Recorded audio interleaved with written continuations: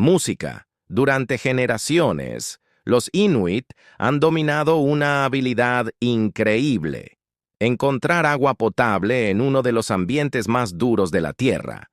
Cuando las temperaturas bajan a -80 °F, no puedes simplemente encender una fogata acogedora o recoger cualquier nieve al azar para beber.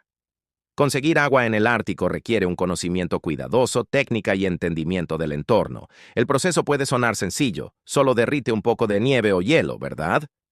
Pero eso está muy lejos de la realidad. Primero, aclaremos un concepto común.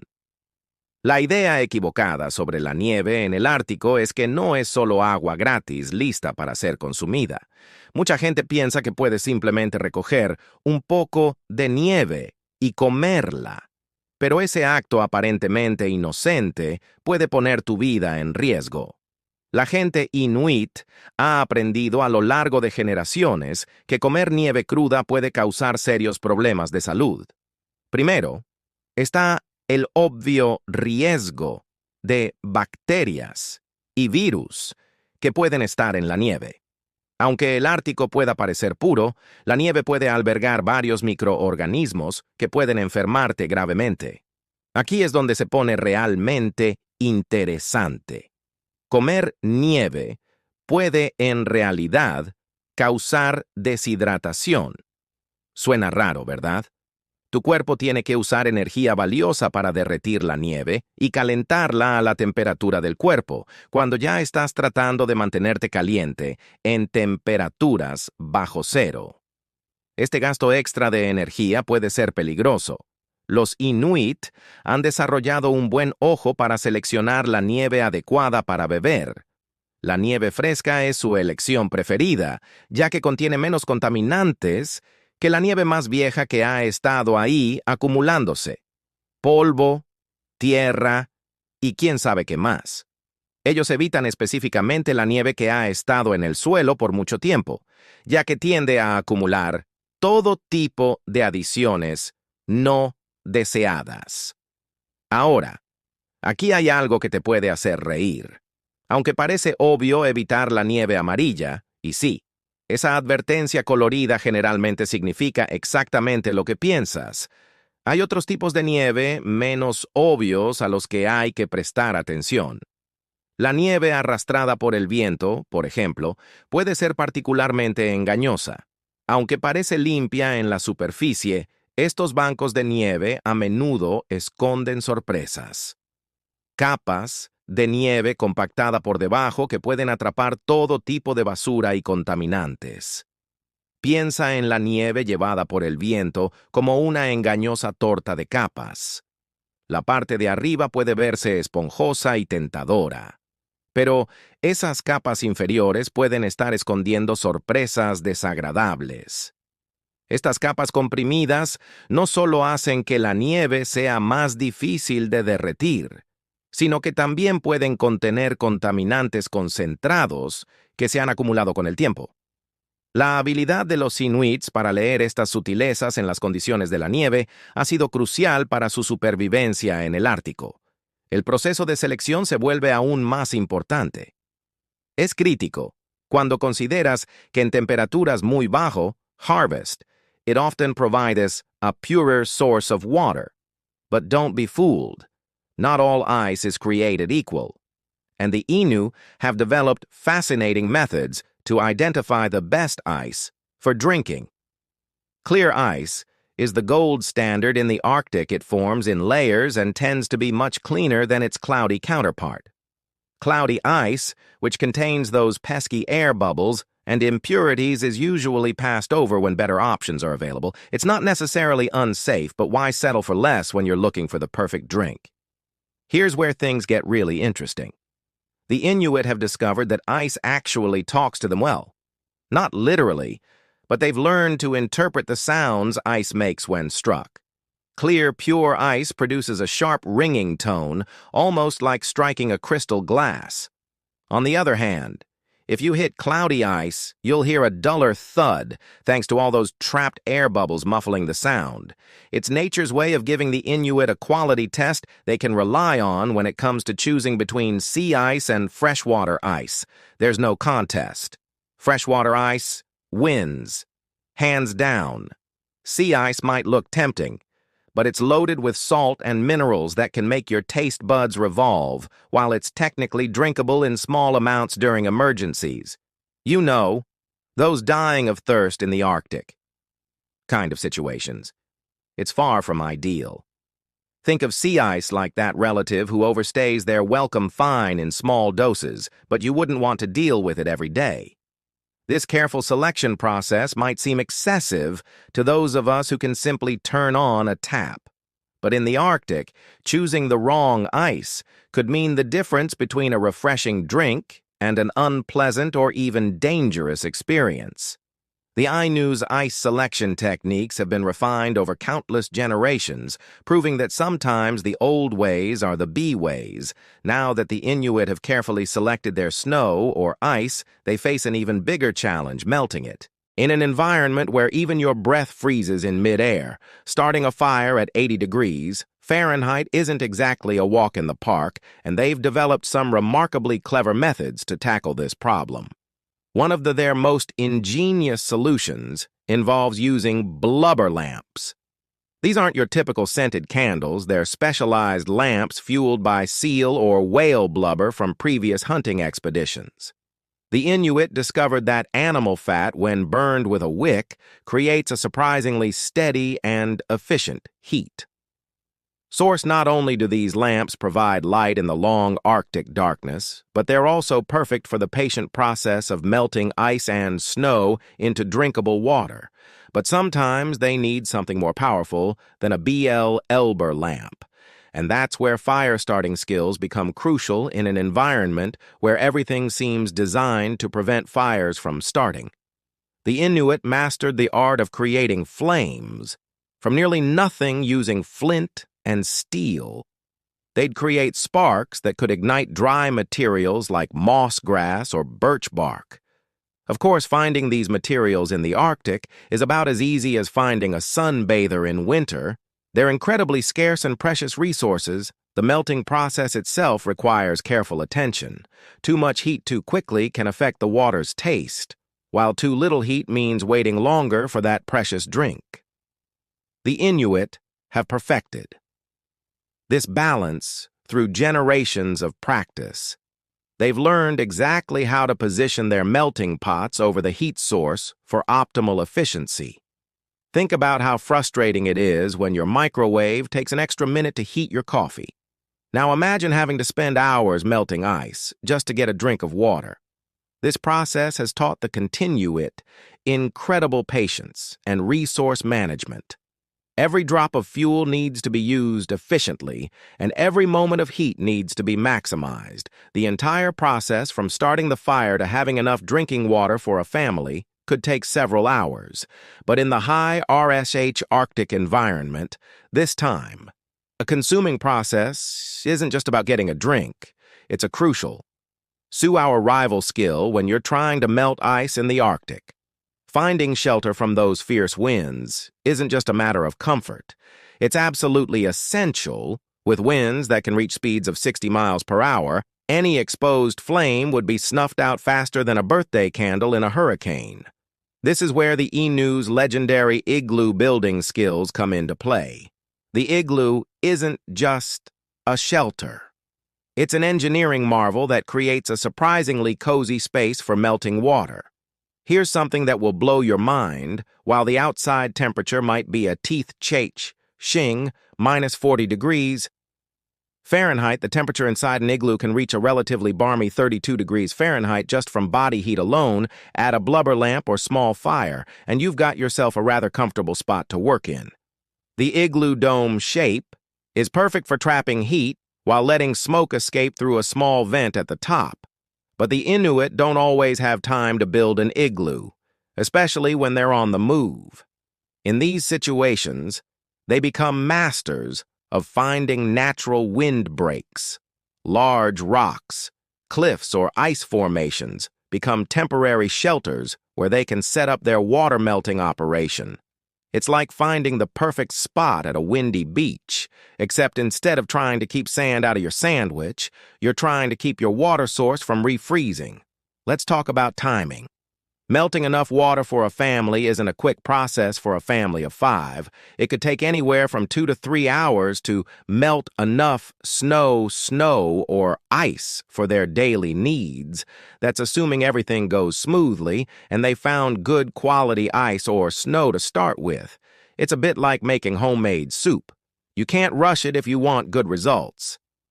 Inside their shelters, the Inuit would often set up multiple melting stations to maximize efficiency while one pot of snow is melting. They might be preparing the next batch or storing what's already melted. It's a continuous process that requires careful attention. Let the water cool too much and it freezes again. Heat it too quickly and you waste precious fuel. The end result of all this careful preparation and patience, some of the purest water you could imagine when you think about it. This water started as Arctic snow or ice formed from pristine precipitation in one of the least polluted places on Earth. Modern water treatment plants might give us safe drinking water, but they can't match the crisp, clean taste of properly melted Arctic ice. It's like the difference between store-bought tomatoes and ones grown in your garden. There's just no comparison, while melting snow and ice was the most reliable way to get water in the Arctic winter. The Inuit also knew about some remarkable natural water sources that made life a bit easier. During certain times of the year, one of the most fascinating discoveries they made was the existence of unfrozen water beneath the ice sounds. Managed to stay liquid. Year-round, this phenomenon occurs because of geothermal heat and pressure from above, creating pockets of unfrozen water beneath the thick ice layer. The Inuit became experts at locating these hidden treasures, passing down the knowledge of reliable water sources from generation to generation. These weren't just random spots they stumbled upon. The Inuit developed what you might call a mental map of their territory's water sources. Each community maintained detailed knowledge of where to find these springs, and some of these sources have been in continuous use for over 1,000 years. That's longer than many famous European castles have been standing. Think about that. While medieval Europeans were building Notre Dame Inuit, people were already familiar with their local spring water sources. To access these underground water sources, the Inuit would carefully chip through the ice, creating holes that could be reopened whenever needed.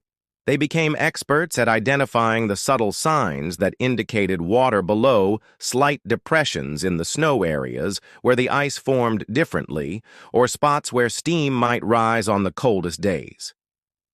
During spring, their options expanded even further as temperatures rose. Seasonal springs would begin to flow, providing fresh water without the need for melting.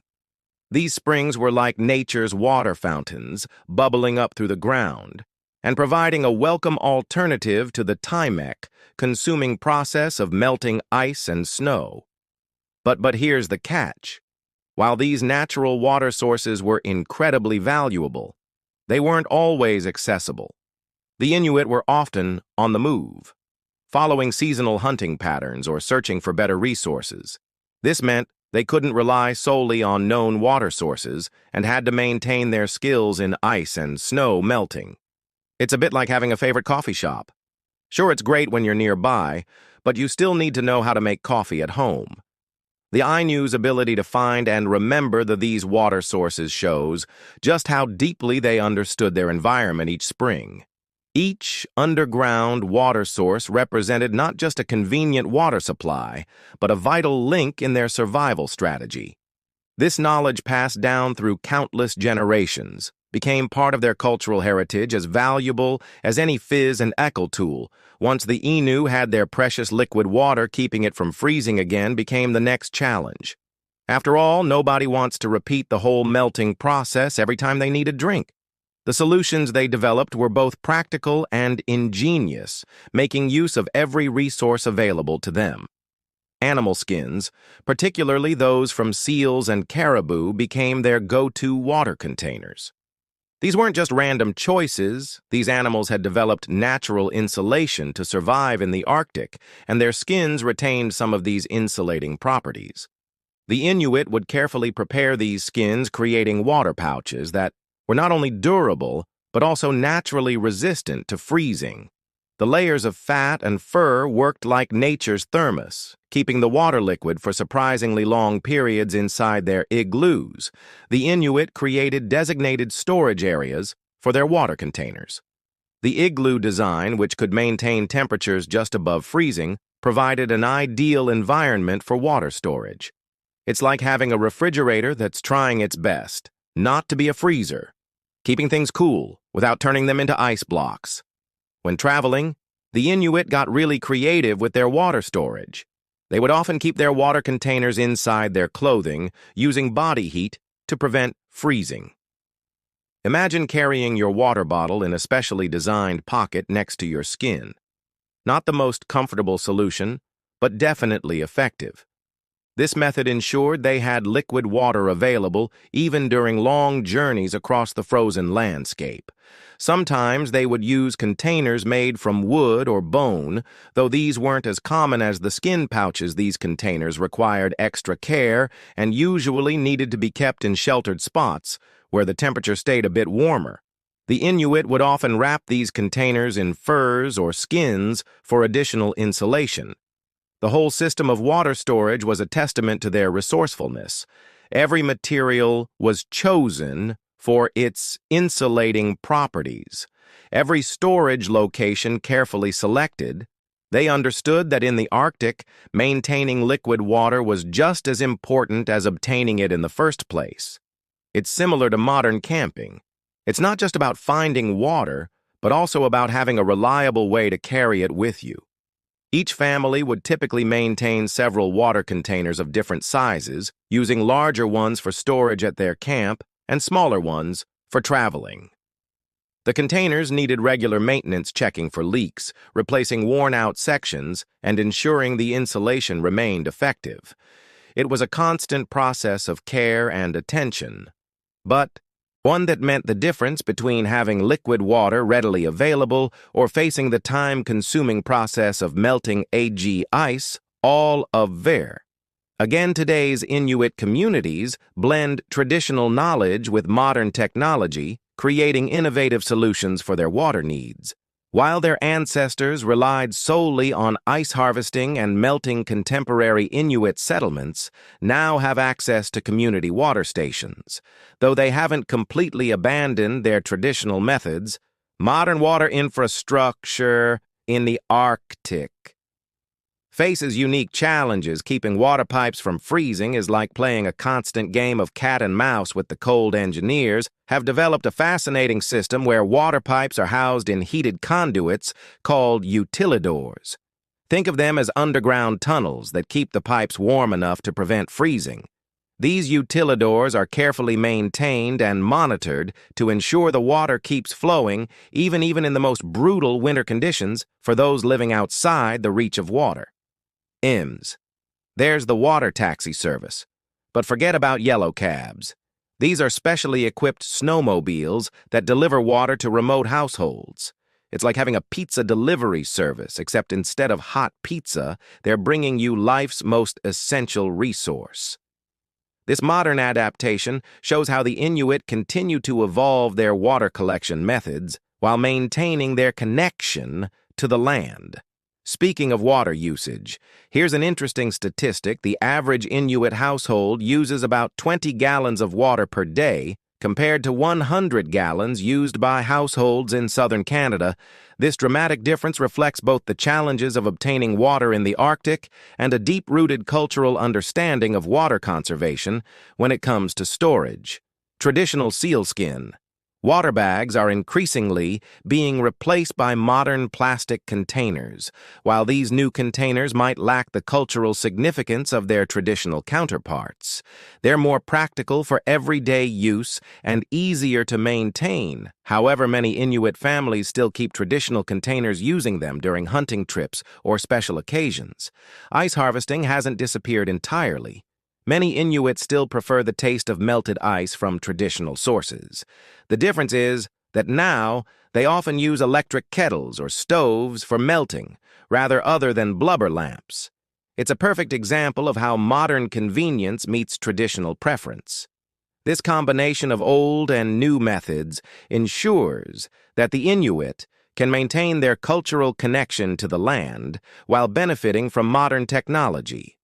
This evolution of water collection and storage methods tells a larger story about the Inu's ability to adapt while preserving their cultural heritage.